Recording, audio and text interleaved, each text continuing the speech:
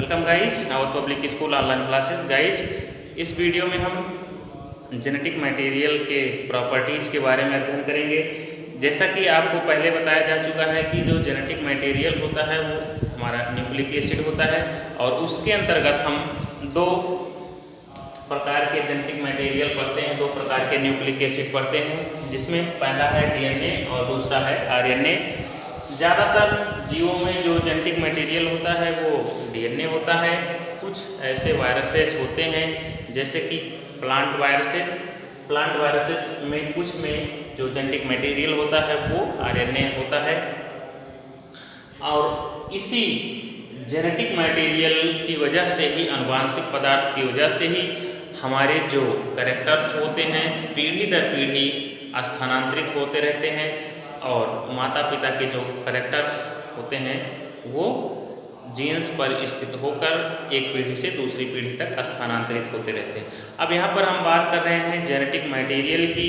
तो पिछली वीडियो में आपने देखा था कि हमने सिद्ध किया था जेनेटिक मटेरियल डीएनए होता है, जिसमें आपने देखा था कि जो एब्री, मैक्लियार्ड और मैकार्टी का जो एक्सपेरिमेंट था उसके पहले ये माना जाता था कि प्रोटीन जो है वो जेनेटिक मटेरियल है, लेकिन बाद में एब्री, साइंटिस्ट का नाम है एब्री, मैक्लियार्ड और एक और साइंटिस्ट थे मैकार्टी,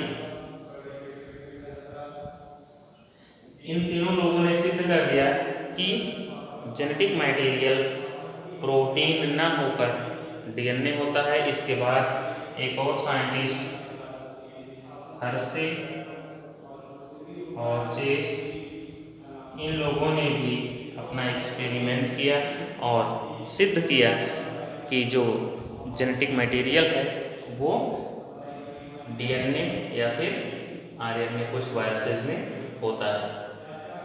अब हम यहाँ पर चर्चा करेंगे कि जो हमारे जेनेटिक मटेरियल्स होते हैं उनमें कौन कौन सी प्रॉपर्टीज़ होनी चाहिए, कौन कौन से गुण होने चाहिए, ताकि हम उनको जेनेटिक मटेरियल कह सकें। तो यहाँ पर सबसे पहला पॉइंट है, ये 3-4 कैरेक्टर्स आप देख रहे हैं। पहला जो कैरेक्टर्स है वो रेप्लिकेशन है। रेप्लिकेशन का अर्थ होता है कि जो डीएनए होता है वो खुद से रेप्लिकेट करके अपनी ही कापियाँ बना सके, अपने ही जैसी कुछ कॉपी बना सके।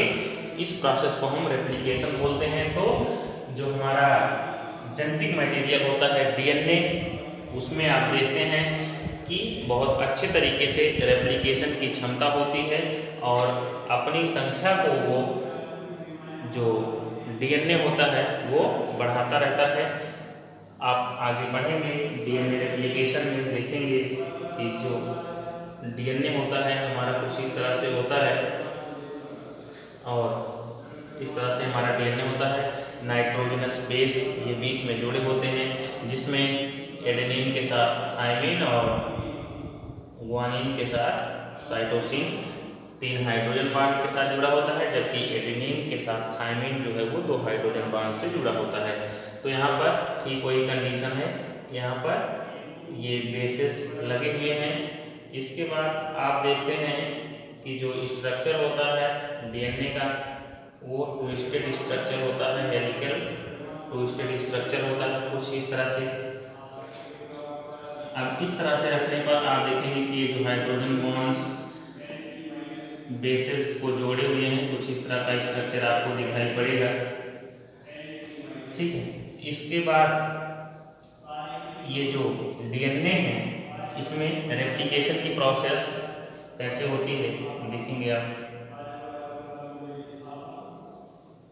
तो यहाँ पर ये जो दोनों थ्रेड्स हैं ये अलग हो जाते हैं, अनबाइंडिंग बोलते हैं इसको। ठीक, तो अब यहाँ पर ये जो दोनों थ्रेड्स हैं ये अलग हो गए। अलग होने के पश्चात आप जानते हैं कि जो हमारा डीएनए होता है वो 3 प्राइम टू 5 प्राइम और 5 प्राइम टू 3 प्राइम डायरेक्शन में है। तो अगर ये सपोज दैट ये 5 प्राइम है तो ये वाला 3 प्राइम हो गया, यहाँ पर इसका जस्ट अपोजिट 3 प्राइम होगा, अगला वाला हमारा हो जाएगा 5 प्राइम।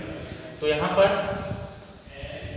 इस कंडीशन में आरएनए प्राइमर अटैचमेंट होगा और आरएनए प्राइमर के अटैच होने से यहाँ पर ये 5 प्राइम है तो आरएनए यहाँ पर 3 प्राइम टू 5 प्राइम हो जाएगा। ठीक, तो यहाँ पर ये आरएनए जो है प्राइमर के रूप में काम करेगा और इस डीएनए के रेप्लिकेशन में मदद करेगा। अब यहाँ पर ये प्राइमर अटैच हुआ है तो अब ये इसी तरह से इसमें बढ़ता चला जाएगा और डीएनए का एक नया सेगमेंट जुड़ जाएगा और इसमें जो है बेस पेयरिंग हो जाएगी। इस तरह से एक नया स्ट्रैंड बनता चला जाएगा। इसको हम डिटेल में आगे पढ़ेंगे कि डीएनए रेप्लिकेशन क्या है और कैसे होता है। यहाँ पर आपको शॉर्ट फॉर्म में बताया गया कि जो जेनेटिक मटेरियल होता है उसमें रेप्लिकेशन की क्षमता होनी चाहिए। तो यहाँ पर आप देख रहे हैं कि डीएनए रेप्लिकेशन का एक छोटा सा एग्जांपल कि कैसे हमारा जो डीएनए स्ट्रैंड होता है वो एक सिरे से खुल जाता है और वहाँ पर आरएनए प्राइमर आकर जुड़ते हैं और उसी आरएनए प्राइमर पर आगे बेस पेयर्स जुड़ते चले जाते हैं और आगे अब ये फिर से खुलता चला जाएगा और ये पूरा एक कंप्लीट सेट तैयार हो जाएगा। तो इस प्रोसेस को हम डीएनए रेप्लिकेशन बोलते हैं या रेप्लिकेशन शॉर्ट फॉर्म में बोलते हैं। ये जो कैरेक्टर है जेनेटिक मटेरियल में अवश्य होना चाहिए। ठीक, नेक्स्ट हमारा जो पॉइंट है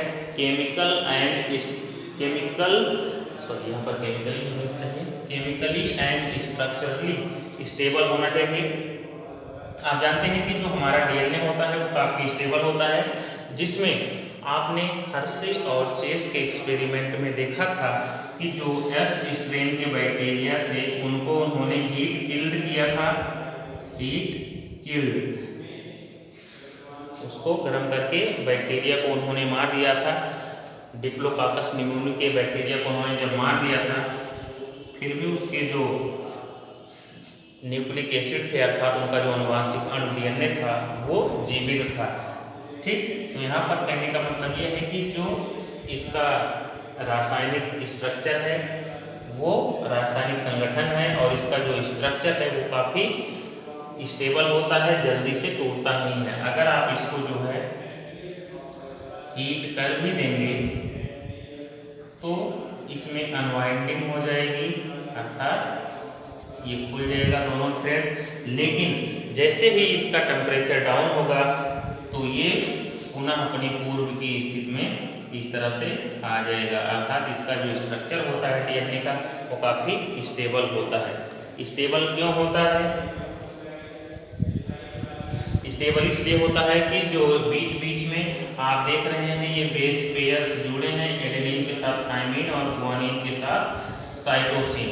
यही जो हाइड्रोजन बॉन्ड्स हैं ये स्टेबिलिटी प्रदान करते हैं ताकि ये जो दोनों थ्रेड्स हैं ये अलग ना होने पाए। इसके अलावा आप देखते हैं कि जो आरएनए होता है उसमें जो बेस पेयरिंग होती है एक थायमिन एब्सेंट होता है, यूरेसिल प्रेजेंट होता है और जो गुआनिन होता है वो साइटोसिन के साथ जुड़ा होता है। तो यहाँ पर क्योंकि थायमिन ज़्यादा स्टेबल है इसलिए थायमिन प्रेजेंट होने की वजह से डीएनए जो है वो आरएनए से ज़्यादा स्टेबल होता है, ज़्यादा स्थायी होता है। इसका जो आकार है, संरचना है, वो जल्दी से विकृत नहीं होती है। इसके बाद नेक्स्ट पॉइंट है म्यूटेशन। म्यूटेशन का मतलब होता है अचानक सडनली कोई चेंज हो जाना जेनेटिक मटेरियल में, जेनेटिक इन्फॉर्मेशन में कोई अचानक चेंज हो जाना। तो यहाँ पर आप देखते हैं कि ये जो स्ट्रैंड आप देख रहे हैं ये एक डीएनए स्ट्रैंड है जिसमें जो जीन्स हैं वो आपस में निश्चित दूरी पर जीन्स लगे हैं और यही जो जीन्स होते हैं हमारी शरीर की विभिन्न क्रियाओं को नियंत्रित करते हैं, हमारे कैरेक्टर्स को नियंत्रित करते हैं। तो ये जो जीन्स होते हैं अगर उनमें कोई परिवर्तन हो जाता है, उनमें कोई म्यूटेशन हो जाता है तो हमारा जो कैरेक्टर होता है, हमारी जो आनुवांशिक पीढ़ी होती है उसका जो कैरेक्टर होता है वो डिफरेंट हो जाता है। सपोज दैट यहाँ पर कोई हम ले लेते हैं एक जीन है ये एक जीन है ये जो हमारे शरीर में रोगों से लड़ने की क्षमता उत्पन्न कर रहा है। अगर ये जीन सपोज दैट किसी कारणवश मान लेते हैं कि रेडियो एक्टिव किरण की वजह से, रेडियो एक्टिव रेज, या फिर किसी म्यूटाजेंस की वजह से, म्यूटाजेंस का मतलब हम कोई मादक पदार्थ लेते हैं या फिर कोई अन्य चीज़ लेते हैं जो म्यूटेशन उत्पन्न कर सके, परिवर्तन उत्पन्न कर सके, तो सपोज दैट हम रेडियो एक्टिव को ले रहे हैं, यहाँ पर परावैंगनी किरण को ले रहे हैं, तो यहाँ पर जो रेडियो एक्टिव किरण की वजह से सपोज दैट हमारा ये जीन्स खराब हो गया और इस जीन्स का काम था रोगों से लड़ने के लिए क्षमता प्रदान करना। तो अब अगर ये जो जीन्स है वो नष्ट हो गया या उसमें कोई परिवर्तन आ गया जो रोगों से लड़ने के लिए हमें प्रोटीन बनाकर देता था, अगर ये जीन्स नष्ट हो गया तब हमारे शरीर में रोगों से लड़ने की क्षमता कम हो जाएगी। तो यही काम होता है जीन्स का। जितने भी कैरेक्टर्स होते हैं हमारे शरीर में वो सब जीन्स से नियंत्रित किए जाते हैं। आँखों का कलर हो, शारीरिक बनावट हो, कोई भी कैरेक्टर जो है वो सब जीन्स से कंट्रोल किए जाते हैं। तो यहाँ पर इन जीन्स में उनके क्रम में कोई भी जब अचानक परिवर्तन हो जाता है तो हम इस प्रक्रिया को म्यूटेशन या फिर उत्परिवर्तन बोलते हैं। नेक्स्ट हमारा जो पॉइंट है, able to express Mendelian character. जो जेनेटिक मटेरियल होना चाहिए वो मेंडल के नियम को प्रदर्शित करना चाहिए, अर्थात जो भी जेनेटिक मटेरियल हो, चाहे वो कोई भी हो, चाहे डीएनए हो चाहे आरएनए हो, वो मेंडल के नियम का पालन जरूर करना चाहिए। तो इतने मेन कैरेक्टर्स हैं। अगर इतने 4 मुख्य कैरेक्टर्स का पालन कोई पदार्थ करता है तब हम उसको जेनेटिक मटेरियल बोल सकते हैं।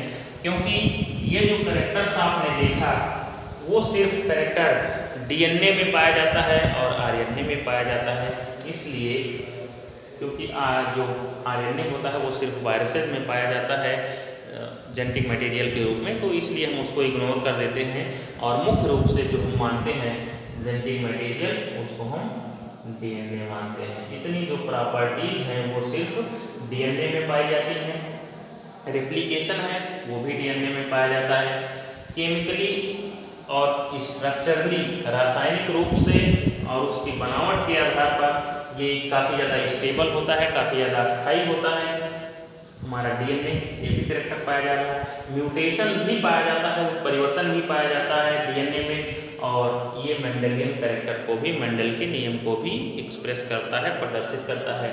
इसलिए हम मानते हैं कि हमारा जो जेनेटिक मटेरियल है वो डीएनए है। म्यूटेशन की एक और ख़ास बात होती है, नई जो जातियाँ होती हैं, जीव जातियाँ होती हैं, उत्पन्न होने के लिए म्यूटेशन जरूरी होता है।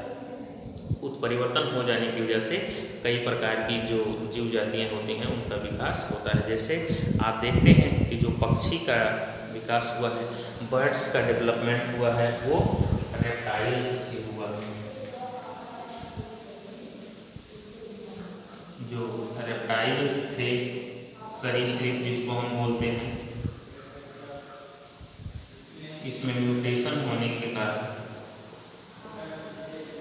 या इवोल्यूशन की वजह से, जैव विकास होने की वजह से, ठीक है, इवोल्यूशन या जैव विकास बोल सकते हैं, जिसकी वजह से बर्ड्स का डेवलपमेंट हुआ।